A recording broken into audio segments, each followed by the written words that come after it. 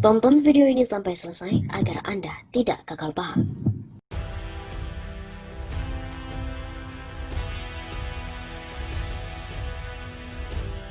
Sah, Presiden Jokowi mengembalikan oligarki ke Indonesia. Ketua YLBHI, Yayasan Lembaga Bantuan Hukum Indonesia, Asfinawati berkomentar secara singkat atas pengesahan Omnibus Law RUU Cipta Kerja oleh pemerintah dan juga DPR. Dia pun menilai Presiden Jokowi secara sah menjadi pemimpin yang mengembalikan oligarki ke Indonesia. Sah Jokowi presiden yang mengembalikan oligarki ke posisi sentral di Indonesia, kata dia saat dihubungi oleh redaksi pada hari Selasa 6 Oktober. Namun Asfinawati tidak menjawab ketika disinggung langkah hukum yang akan ditempuh YLBHI setelah disahkannya RUU Ciptaker. Dia hanya menyebut pengesahan RUU Ciptaker juga mengembalikan era otoriter. Ini juga instrumen utama kembalinya otoritarian ke Indonesia, tegas dia. Sebelumnya, Sekretaris Jenderal Konsorsium Pembaharuan Agraria Sekjen KPA, Dewi Kartika menyebut organisasinya segera mengajukan uji materi setelah disahkannya Omnibus Law RUU Ciptaker pada hari Senin 5 Oktober kemarin. Sebagai kelanjutan sikap penolakan KPA menggugat undang-undang ke Mahkamah Konstitusi. Begitu kata Dewi dalam keterangan resminya pada hari Senin 6 Oktober. Pasalnya pun, kata Dewi, muncul sistem ekonomi politik agraria dengan mendorong liberalisasi di dalam RUU Ciptaker yang disahkan. Sistem ekonomi politik agraria yang ultra neoliberal dalam Undang-Undang Ciptaker dengan cara mendorong liberalisasi lebih luas sumber-sumber agraria dan sistem pasar tanah nyata-nyata bertentangan dengan Konstitusi Indonesia. Begitu bebernya.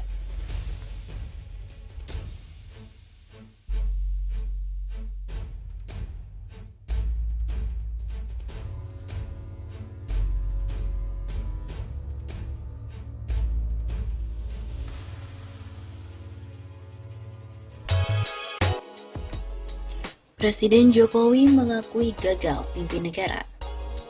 Sebuah narasi telah beredar bahwa Presiden Joko Widodo atau Jokowi mengaku gagal memimpin negara, di mana hal itu beredar di media sosial. Narasi itu terdapat dalam sebuah artikel yang berjudul Jokowi akui gagal pimpin negara, di mana dimuat di situs wartarakyat.co pada 30 Juni 2020. Di Facebook, tautan artikel itu dibagikan oleh salah satunya dengan akun yang bernama Berita Piyungan, dan hingga artikel ini dimuat, unggahan akun Berita Piyungan telah direspon lebih dari 650 kali, dikomentari lebih dari 150 akun, dan dibagikan lebih dari 112 kali. Lalu apakah benar Presiden Joko Widodo mengakui telah gagal memimpin negara? Untuk memverifikasi klaim tersebut, tim cek fakta dari redaksi Tempo mula-mula membaca secara lengkap artikel yang dimuat oleh situs wartarakyat.co itu. Hasilnya, dalam artikel tersebut tidak ditemukan pernyataan langsung dari Presiden Jokowi bahwa dirinya telah gagal memimpin negara. Pernyataan tersebut merupakan opini dari analis politik sekaligus Direktur Eksekutif Foxpol Center Research and Consulting, Pangi Syarwicaniago. Opini itu merupakan respon atas kemarahan Presiden Jokowi kepada para menterinya yang tidak responsif dalam menangani pandemi COVID-19. Yang dipertontonkan di ruang publik ibarat menepuk air di dulang, terpercik muka sendiri. Ini adalah dagelan politik yang sedikit agak memalukan. Pada saat yang sama, sebetulnya Presiden mengkonfirmasi atau membuat pengakuan atas kegagalannya dalam memimpin lewat kinerja menterinya yang tidak kompeten. Ujar Pangi pada 30 Juni. Dalam artikel tersebut, situs Warta Rakyat menulis bahwa mereka menyadur dari artikel yang dimuat oleh situs Gelora.co. Namun judul asli artikel Gelora.co telah diubah oleh situs Warta Rakyat. Judul asli artikel tersebut adalah Foxpol, Jokowi akui gagal pimpin negara. Kritikan Pangi ini juga dimuat oleh sejumlah media arus utama. Misalnya Tempo memuat pernyataan Pangi tersebut pada 1 Juli 2020. Dalam berita yang berjudul, pengamat menilai kemarahan Jokowi ke menteri sebagai cuci tangan. Analis politik sekaligus Direktur Eksekutif Foxpol Center Research and Consulting, Pangi Syarwicaniago menilai bahwa kemarahan Presiden Jokowi dalam rapat kabinet sengaja ditunjukkan untuk menutupi kekurangannya sebagai kepala pemerintahan dalam menghadapi pandemi. Boleh jadi, ini dagelan politik, mencari kambing hitam demi menutupi kelemahannya sebagai presiden dalam menjalankan roda pemerintahan. Ujar Pangi. Video kemarahan Jokowi terhadap menterinya diunggah pada 28 Juni lalu di YouTube resmi Sekretariat Presiden, atau 10 hari setelah pidato itu disampaikan pada 18 Juni 2020. Dalam video tersebut, Jokowi menegur keras para menterinya yang ia sebut tidak memiliki sense of crisis yang sama terhadap akibat dari COVID-19. Menurut Jokowi, tidak ada progres signifikan yang dibuat oleh para menterinya dalam menanggulangi pandemi tersebut. Bahkan Jokowi juga mengancam akan membubarkan lembaga atau mereshuffle kabinet jika diperlukan. Menurut Pangi, Jokowi sengaja ingin cuci tangan dan menyalahkan para menteri yang tidak becus bekerja, bukan dirinya sebagai presiden. Jokowi, kata Pangi, berupaya menempatkan diri sebagai pahlawan yang memperjuangkan kepentingan 267 juta rakyat Indonesia dengan menunjukkan kemarahan pada menterinya di hadapan publik. Padahal, kata Pangi, Presiden dan Menteri harusnya merupakan satu kesatuan dalam menggerakkan roda pemerintahan, sehingga tidak masuk akal jika kesalahan tertumpu pada satu aktor saja. Bagaimana mungkin kita bisa mahfum bahwa kegagalan pemerintahan tertumpu pada kelemahan pembantu presiden saja? Pangi juga menilai kemarahan Jokowi pada para menteri justru mengkonfirmasi kegagalannya dalam memimpin kabinet. Yang dipertontonkan di ruang publik ibarat menepuk air di dulang, terpercik muka sendiri. Dan ini adalah dagelan politik yang sedikit agak memalukan. Situs Warta Rakyat bukanlah merupakan situs media kredibel, karena hanya mengambil konten dari situs media lain.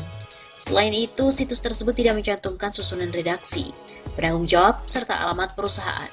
Padahal ketentuan terkait diatur dalam pasal 12 Undang-Undang Nomor 40 Tahun 1999 tentang pers. Pasal 12 Undang-Undang Pers tersebut berbunyi, perusahaan pers wajib mengumumkan nama, alamat, dan penanggung jawab secara terbuka melalui media yang bersangkutan, khususnya untuk penerbitan pers ditambah nama dan alamat percetakan. Selain itu, dalam situs wartarakyat.co tidak ditemukan pedoman pemberitaan media cyber. Padahal kewajiban untuk mencantumkan pedoman pemberitaan media cyber bagi perusahaan media ini juga diatur dalam Undang-Undang Pers, khususnya dalam pasal 8. Sehingga berdasarkan pemeriksaan fakta, judul artikel dari situs wartarakyat.co, Jokowi akui gagal pimpin negara menyesatkan. Dalam artikel itu juga tidak ditemukan pernyataan langsung dari Joko Widodo bahwa dirinya gagal memimpin negara. Pernyataan tersebut merupakan opini dari analis politik Pangi Syarwicaniago. Opini itu merupakan respon atas kemarahan Jokowi kepada para menterinya yang tidak responsif dalam menangani pandemi COVID-19.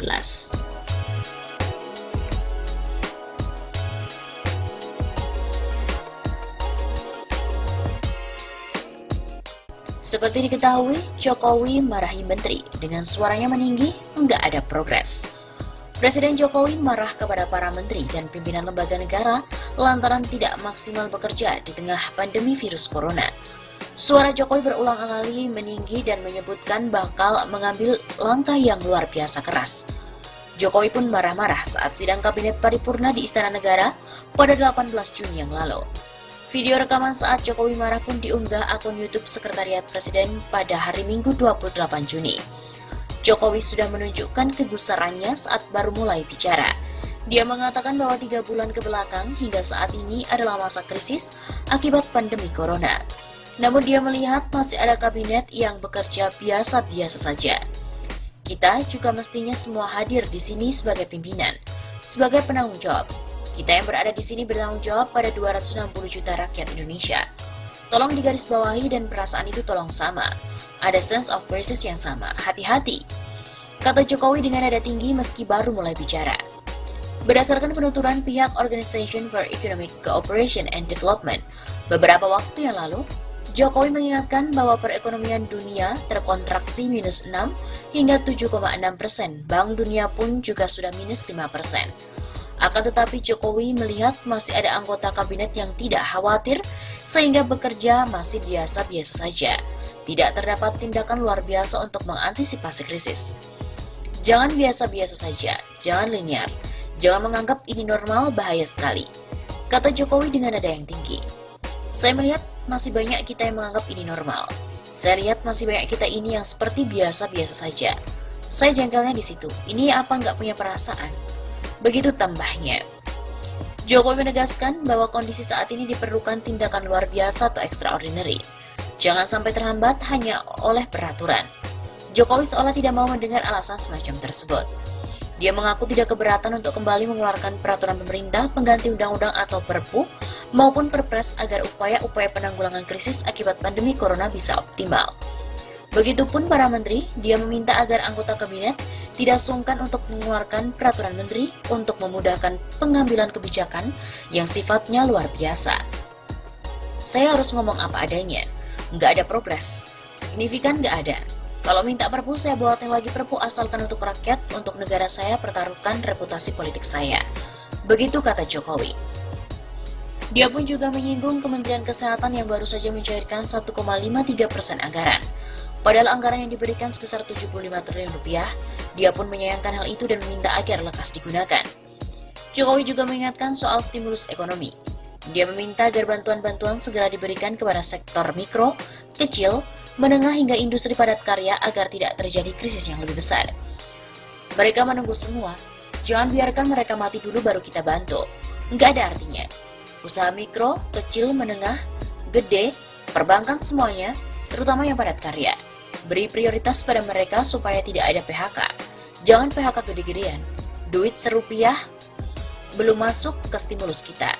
Begitu kata Jokowi. Masih dengan nada yang tinggi, Jokowi mengingatkan bahwa dirinya bisa mengambil langkah yang tidak biasa, misalnya membubarkan lembaga negara atau mengganti menteri. Jokowi juga mengatakan bahwa itu semua bisa dia lakukan untuk kepentingan masyarakat Indonesia. Jokowi juga mengatakan bahwa itu semua bisa dia lakukan karena sudah ia pikirkan langkah-langkahnya. Saya juga membuka namanya langkah-langkah entah langkah politik. Entah langkah pemerintahan akan saya lakukan untuk 260 juta rakyat Indonesia, untuk negara. Begitu kata Jokowi. Bisa saja saya membubarkan lembaga, bisa saja reshuffle, sudah kepikiran kemana-mana. Kalau suasana ini Bapak Ibu tidak merasakan, sudah artinya tindakan-tindakan yang keras akan saya lakukan. Begitu tambahnya.